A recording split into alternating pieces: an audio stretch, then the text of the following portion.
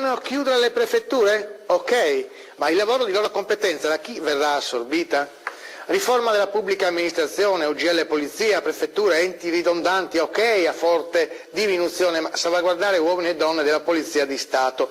Potremmo così sintetizzare una nota a firma del segretario regionale del Friuli Venezia Giulia dell'UGL Polizia di Stato Raffaele Padrone in merito al disegno di legge presentato dal Governo che prevede la diminuzione a 40 del numero delle prefetture.